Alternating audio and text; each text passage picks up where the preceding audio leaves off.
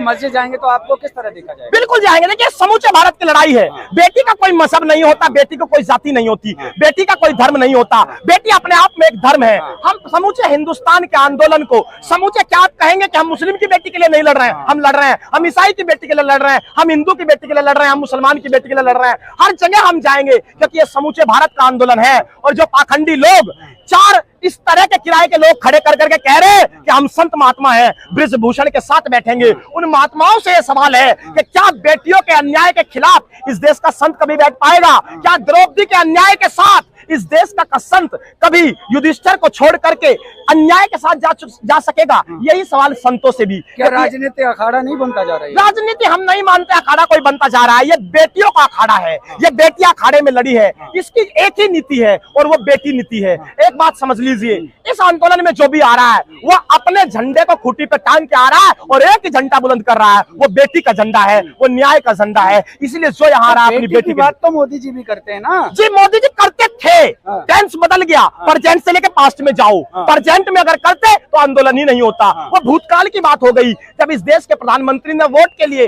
बेटी बचाओ बेटी पढ़ाओ का नारा भी दिया, सेल्फी विद डॉटर का नारा भी दिया, लेकिन पूछना चाहते हैं कि गेट पे कौन सा ताला जड़ दिया गया कि आज 1 साल के बाद वो साक्षी मलिक जो मेडल के साथ उस गेट के अंदर घुसी थी, आज वो गेट बंद क्यों हो गया? उस पे कौन सा ताला जड़ा है? क्या वोट बैंक का ताला जड़ा है इसलिए वो खुल नहीं पा रहा है? ये तमाम सवालों को लेकर के हम देश के बीच जा रहे हैं। सुप्रीम कोर्ट ने बोल तो दिया, थोड़ा इंतजार कीजिए ना। सुप्रीम कोर्ट ने ये नहीं बोला, आप गलत पेश कर रहे हैं। सुप्रीम कोर्ट ने कहा कि आपने अपने एफिडेविट में ये मांग की थी कि एफआईआर की जाए, हमने एफआईआर कर दी है। अगर इसके बावजूद भी किसी डायरेक्शन की जरूरत है तो आप हाई कोर्ट और डिस्ट्रिक्ट कोर्ट जा सकते हैं। इसके बावजूद भी अगर आपको जरूरत महसूस हो तो दोबारा सुप्रीम कोर्ट के उच्चतम न्यायालय की चौखट पर आ सकते हैं। क्या सड़कों पे उतरने से न्याय मिल पाएगा? जी बिल्कुल, गांधी ने यही कहा है कि जब सड़कें सुनसान हो जाती है तब बहुत पहले सारी गड़ी गई। गांधी ने ये रास्ता दिखाया, गांधी ने दिखाया, तभी लोहिया इस कोर्ट को कर पा रहे थे कि जब सड़कें सुनसान हो जाती है तब इस देश की संसद आवारा हो जाती है। तो एक बात समझ लीजिए, ये रास्ता गांधी ने दिखाया है साहब, इस रास्ते को हम छोड़ेंगे नहीं। ये देश गांधी का, ये रास्ते गांधी के, इन्हीं को अख्तियार करेंगे, अहिंसावादी रहेंगे, अहिंसावादिता का झुलंडा बुंद करके ऐसा इतिहास लिख जाएंगे कि जब जब बेटी पर अन्याय होगा भारत ऐसे ही निकलेगा। देश का दिल कहने वाली दिल्ली में आज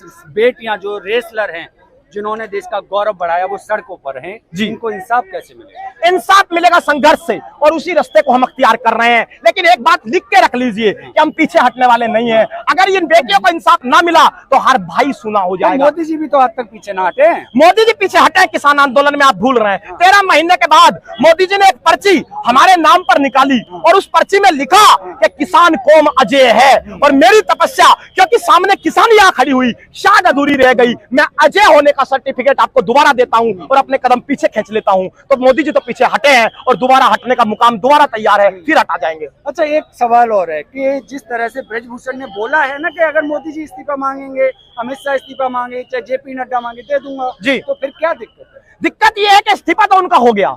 सवाल यही है कि एक आरोपी, अपराधी इसलिए नहीं कह रहा हूं क्योंकि आरोप सिद्ध नहीं हुए हैं, सिद्ध होने के बाद अपराधी भी कह देंगे। आरोपी इसलिए क्योंकि उन पर आरोप तो है।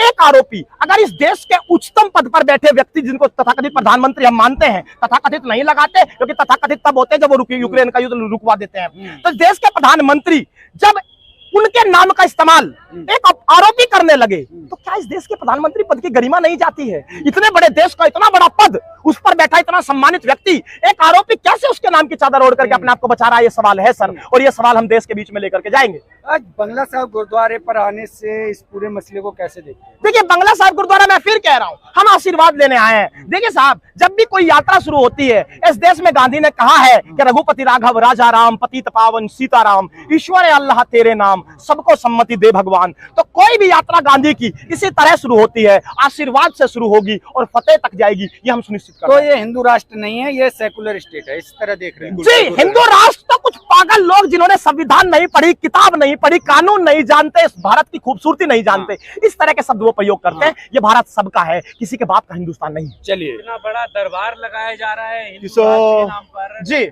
और आप कह रहे हैं कि वो पागल है। सर, बड़ा दरबार तो आसाराम ने भी लगाया, राम रहीम ने भी लगाया। क्या बड़ा दरबार, क्या बड़ा दरबार इस देश के सबका देश है, सबके लिए लगा रहा है।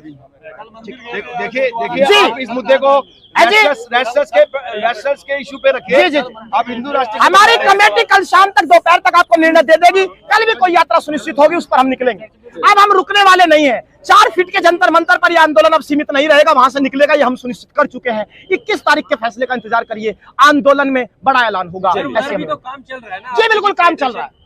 वो भंग हो गई, इस्तीफा हो गया, अब धीरे धीरे एकदम थोड़ा सर बहुत बढ़िया सवाल आपने पूछा है और इसका जवाब ध्यान से सुन लीजिएगा। सर ये लड़ाई कभी इस्तीफे की नहीं थी, हमने कभी नहीं कहा इस व्यक्ति की सांसदी ले लो। ये लड़ाई है क्यों, समझ लीजिए। सर वो बच्चे 6 से 7 जिनके पास कोई नेशनल पहचान नहीं है, जिनके घर गरीब हैं, जो गरीब घर से आकर के मिट्टी को अपना धर्म समझ करके कुश्ती खेलना चाहती है, वो बच्चियां इतने बड़े आदमी से लड़ रही हैं जो खुद कहता है कि मैं बाहुबली हूं और आदमी को ऑन कैमरा कहता है मैं गोली मार देता हूं। सर जब तक वो आदमी बाहर है उन बच्चों के परिवार को खतरा है, उन बच्चों को खतरा है। इसलिए जब ये आदमी सलाखों के पीछे होगा तभी न्याय सुनिश्चित हो पाएगा। और इसलिए बच्चियों की अपनी कोई पहचान नहीं है। अरे बच्चों की मैंने पूरा सब बोला कि नेशनल पहचान नहीं है। छोटी बच्चे जो प्रैक्टिस कर रही हैं, इन 3 को छोड़ दीजिए, उनके पास कोई नेशनल पहचान नहीं है, उन्होंने अब तक कोई ओलंपिक नहीं जीता। तो इसीलिए उन छोटी बच्चों के लिए आंदोलन है और जब तक ये सलाखों के पीछे नहीं होगा तब तक उनकी जान की सुरक्षा नहीं मिलेगी। हिसाब से 24 घंटे के अंदर अरेस्ट होना चाहिए बंदा।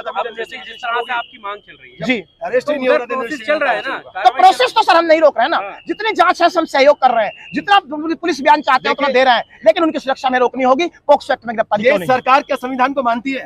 नहीं मानती है, क्योंकि पॉक्सो एक्ट कहता है कि 24 घंटे के अंदर अंदर आरोपी अरेस्ट होना चाहिए। और दूसरे केस के अंदर अगर वो बाहुबली है कोई भी नॉर्मल सर्कमस्टेंसेस में, उसमें भी अरेस्ट होना चाहिए, तब इन्वेस्टिगेशन फेयर तरीके से होती है। अब इस केस के अंदर अगर वो अरेस्ट ही नहीं है तो एविडेंस बना सकता है, विटनेस को प्रेशर कर सकता है, बहुत सारी तमाम चीजें हो सकती हैं जिससे फेयर इन्वेस्टिगेशन नहीं होगी। और जब फेयर इन्वेस्टिगेशन नहीं होगी तो आपको पता है कि 164 के वो पूरे बयानात के बाद भी वो छूट जाएगा कोर्ट के अंदर, आपको पता है, उसको बेल मिल जाएगी अगर इन्वेस्टिगेशन सही से नहीं होती है तो इसलिए मैं कहता हूं कि पहले पॉक्सो एक्ट के हिसाब से उसको अरेस्ट करना जरूरी है।